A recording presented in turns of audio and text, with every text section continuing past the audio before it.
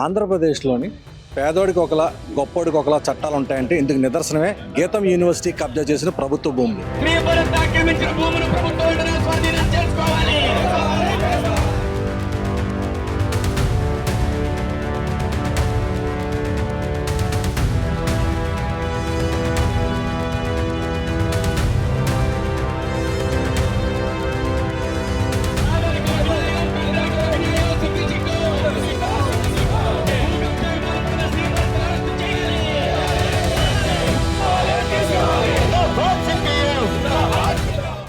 ఒకటి కాదు రెండు కాదు ఏకంగా 54 ఎకరాలు ప్రభుత్వ భూమిని కబ్జా చేసి యథేచ్ఛగా వ్యాపారం చేస్తున్నప్పటికీ కూడా రాష్ట్రంలో ఉన్నటువంటి అధికారులు కానీ ప్రభుత్వం కానీ ఏమాత్రం కూడా పట్టించుకోలేదు. ఇప్పుడు దీనిపై సిపిఎం పార్టీ నాయకులు పెద్ద ఎత్తున పోరాటం కూడా పిలుపునిచ్చారు. ఇందులో భాగంగానే వాళ్ళంతా కూడా ఆక్రమించిన ప్రభుత్వ భూములు చూసేందుకు ఇక్కడ రావడం జరిగింది. సార్, లోకాంత్ గారు చెప్పండి, అసలు ఈ ప్రభుత్వ భూముల కబ్జా ఏ విధంగా జరిగింది? రాజకీయమైన బలంతో, కండబలం, రాజకీయ బలం, డబ్బు బలంతో ప్రభుత్వ భూములు ఆక్రమించుకునే ప్రయత్నం చేస్తున్నారు. ఈ ప్రభుత్వ భూములకు సంబంధించిన దానిలో కూడా వాళ్ళు చెప్తుంది ఏంటి, భరత్ గారు ప్రమాణ స్వీకారం చేసినప్పుడు ప్రజల ఆస్తులకి కస్టోడియన్గా ఉంటాను, దీన్ని రక్షిస్తాను, రాగద్వేషాలకి అతీతంగా ఉంటాను అని ప్రమాణ స్వీకారం చేసి ఇప్పుడు ఆయన ఇస్తున్న ఇంటర్వ్యూలు ఏంటి, మేము ఆక్రమించి దాన్ని రెగ్యులరైజ్ చేయండి అని. అంటే చెరువులు ఆక్రమించేస్తారు, కొండలు ఆక్రమించేస్తారు, ప్రభుత్వ భూములు ఆక్రమించిన దానికి ఒక జీవో తీసుకొచ్చి అది రెగ్యులరైజ్ అంటే లీగలైజ్ చేసుకోవడానికి చేస్తున్న ప్రయత్నం ఇది పచ్చి దుర్మార్గం అయింది. ఎందుకంటే దీనికి సంబంధించిన దాంట్లో కూడా అంతకుముందు ప్రభుత్వం ఉన్నప్పుడు కూడా దాదాపు 34 ఎకరాలు ప్రభుత్వ భూమి ఉంది. ఈ భూమికి సంబంధించిన దాంట్లో కూడా చేయాలనుకున్నప్పుడు దానిలో కూడా కోర్టుకు వెళ్ళి 14 ఎకరాలు ఇప్పటికీ కోర్టు చుట్టూ తిరుగుతుంది, 14 ఎకరాలు. అదే కాకుండా ఈ గవర్నమెంట్ వచ్చిన తర్వాత దాదాపు 67 ఎకరాలు రెగ్యులరైజ్ చేసింది. రెగ్యులరైజ్ ఎందుకు చేసిందంటే కోర్టు ఆదేశాలు ఇచ్చామని చెప్పండి. మరి కోర్టు ఆదేశాలు ఇచ్చినప్పుడు పిల్లు ఎందుకు వేయలేదు ప్రభుత్వం? అంటే పెద్ద అబ్బాయి ఒక రకమైన ప్రకటనలు చేస్తాను, ఏమని 99 పైసలకే భూములు ఇచ్చేస్తాను, నేను ఎవరికైనా కంపెనీలకు ఇస్తాను, నా ఇష్టం అనే దగ్గర పెద్ద అబ్బాయి ఉన్నాడు. చిన్న అబ్బాయి ఏమని చెప్తున్నాడంటే నేను భూములు ఆక్రమిస్తాను, ఆ భూములు రెగ్యులరైజ్ చేయండి అనే దగ్గర. అంటే పెద్ద అబ్బాయి ఒక రకం, చిన్న అబ్బాయి ఒక. అంటే ప్రభుత్వ భూముల్ని పరిరక్షించాల్సిన ప్రజాప్రతినిధులు ఇట్లాగా ఆక్రమించుకొని రెగ్యులరైజ్ చేయాలని అనడం సరైనది కాదు. నిజాయితీ పరులు అయితే ఏం చేయాలి, ఇది ప్రభుత్వ ఆస్తి, నాకు కలిసి ఉంది, నేను వెంటనే ప్రజల అవసరాల కోసం ఇస్తున్నాను దగ్గర చూడాలి. ఈరోజు ఈ జిల్లాలో దాదాపు 130,000 మందికి ఇల్లు లేని పేదలు ఉన్నారు. ఆ పేదలందరికీ ఇళ్ల స్థలాలు లేదని చంద్రబాబు నాయుడు గారు గొగ్గోలు పెడుతున్నారు. ఇలాంటి ఆక్రమణకు గురైన భూములన్నీ తీసుకుంటే వాళ్ళందరికీ 4-5 సెంట్లు ఇచ్చేదానికి అవకాశం ఉంటుంది.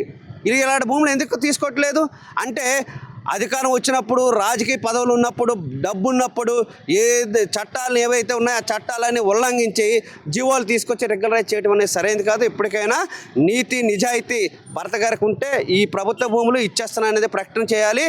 రేపు 30వ తేదీన కార్పొరేషన్లో ఒక ఎజెండా పెట్టారు, ఈయన సొంత ఎజెండా పెట్టుకున్నారు. మరి పచ్చి దుర్మార్గం ప్రజల ఎజెండా ఏమైనా అందులో ఉందా? ఇళ్ల స్థలాలు ఇవ్వడానికి తీసుకుంటాం అనేది రెగ్యులరైజ్ చేయడానికి ఆమోదించడానికి పెట్టారు. ఆ ఎజెండా కూడా వెంటనే తొలగించాలని సిపిఎం పార్టీ డిమాండ్ చేస్తూ ఉంది. విశాఖ ఎంపీ అయినటువంటి భరత్ చేతిలోనే ప్రస్తుతం విశాఖ రాజకీయాలన్నీ కూడా ఆయన చేతిలోనే ఉన్నాయి. ఈ నేపథ్యంలోనే దీన్నే అవకాశంగా తీసుకొని జీవీఎంసీ కౌన్సిల్లోని తీర్మానం పెట్టి మొత్తం ఏదైతే కబ్జా చేసిన భూమిని దాన్ని ఇంటికి పూర్తిగా రెగ్యులర్ చేయాలని ప్రయత్నం జరుగుతుంది. ఇప్పుడు దీనిపై మనతో మాట్లాడేందుకు సిపిఎం ప్రతినిధి ఉన్నారు. మీరు చెప్పండి, అసలు ఈ యొక్క మొత్తం తతంగాన్ని ఏ విధంగా చూస్తారు? ఇది ప్రభుత్వ ఆస్తులన్నింటినీ కూడా రాజకీయ పలుకుబడిని ఉపయోగించుకొని ఈరోజు ఎంపీగా ఉన్న భరత్ గారు ఈ రకంగా భూములు ఆక్రమించడం అనేది చాలా దుర్మార్గమైన చర్య. ఈరోజు పేదవాళ్ళు మారుమూల ప్రాంతాల్లోనూ, చెరువుల్లోనూ, వాటిల్లోనూ పాకలు వేసుకుంటే ఇవన్నీ కూడా ప్రభుత్వ స్థలాలని చెప్పేసి వాళ్ళ ఆ పాకలన్నింటినీ కూడా బుల్డోజర్లతో తోసేసి వాళ్ళందరినీ కూడా అరెస్టులు చేయడం అనేది జరుగుతుంది. మరి ఎంపీ గారే ఈ రకంగా వేలాది ఎకరాలు భూమిని ఈ రకంగా రకంగా ఆక్రమించి వేలాది కోట్ల రూపాయలు విలువ చేసే భూములన్నింటినీ కూడా ఆక్రమిస్తూ ఉంటే కంచె చేని మేసినట్లుగా ఉంది. ఈరోజు పేదవాళ్ళకి అన్యాయం జరిగితే ఎవరికి చెప్పుకుంటారు? ఎంపీల దగ్గరికి వెళ్తారు, ఎమ్మెల్యేల దగ్గరికి వెళ్తారు. కానీ ఎంపీ స్థాయిలో ఉన్న వాళ్ళే ఈ రకంగా ప్రభుత్వ భూములను ఆక్రమిస్తే ఈరోజు పేదవాళ్ళు అనే వాళ్ళకి ఎక్కడ న్యాయం జరుగుతుంది అని చెప్పేసి అన్నది అడుగుతా ఉన్నాం. ఖచ్చితంగా చిత్తశుద్ధిగా అనుకుంటే ఈరోజు ప్రభుత్వ భూమి మా ప్లేస్లో కలిసి ఉన్నది అని చెప్పేసి అన్నది దాన్ని వెనక్కి ఇవ్వాలి. పేదవాళ్ళందరికీ కూడా ఈ స్థలాలన్నింటినీ కూడా పంచాలి, వాటిని రెగ్యులరైజ్ చేయాలి, వాళ్ళకి పట్టాలు ఇవ్వాలి అని చెప్పేసి అన్నది సిపిఎం పార్టీగా డిమాండ్ చేస్తూ ఉన్నాం. దివంగత నేత ఎంవివిఎస్ మూర్తి ఆయన ఉన్న హయాంలోనే మొత్తం ఈ ప్రభుత్వ భూమి అంతా కూడా కబ్జాకు గురైంది. అప్పటి నుంచి కూడా గీతం యూనివర్సిటీలోని ఈ ప్రభుత్వ భూమి కబ్జాకు గురైందని చెప్పిన విషయం అందరికీ తెలుసు. కానీ అప్పటి నుంచి కూడా దీన్ని రెగ్యులర్ చేసే ప్రయత్నాలు జరుగుతున్నాయి. కానీ అప్పటి ప్రభుత్వాలు అంటే అప్పట్లో కూడా తెలుగుదేశం ప్రభుత్వం అధికారంలో ఉన్నప్పటికీ కూడా దాన్ని రెగ్యులర్ చేయలేదు. తర్వాత వైసీపీ ప్రభుత్వం వచ్చిన తర్వాత దాన్ని వెంటనే ప్రభుత్వ భూమిని స్వాధీనం చేసుకునే ప్రయత్నం చేసింది. ఇందులో భాగంగానే ఏవైతే ఆక్రమించో ఆ స్థలాలన్నీ కూడా స్వాధీనం చేసుకునే ప్రయత్నం చేశారు. కొన్ని కట్టడాలను కూడా కూల్చివేయడం కూడా జరిగింది. కానీ ఆ తర్వాత వీళ్ళు కోర్టు న్యాయస్థానం ఆశ్రయించి మళ్ళీ దాన్ని స్టే తెచ్చుకొని నిలుపుదల చేసుకుని ప్రస్తుతం ఇంకా న్యాయస్థానంలో కేసు ఉంది. ఈలోగానే ఇప్పుడు అధికారంలో ఉన్నటువంటి తెలుగుదేశం ప్రభుత్వం మళ్ళీ ఇప్పుడు దీన్ని సొంతం చేసుకునే ప్రయత్నం చేస్తుంది.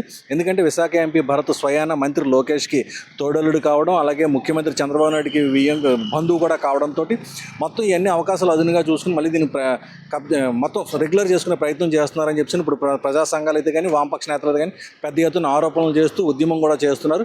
ఇంకా జీవీఎంసీ కౌన్సిల్ వేదికగా దీన్ని మొత్తం పూర్తిగా రెగ్యులర్ చేసే ప్రయత్నం జరుగుతుంది కనుక దీన్ని అడ్డుకోవాలి, దీన్ని ఎట్టి పరిస్థితుల్లో మొత్తం రెగ్యులర్ చేయడం అనేది నిలుపుదల చేయాలని చెప్పి వాళ్ళంతా కూడా ప్రధానంగా డిమాండ్ చేయడం జరుగుతుంది.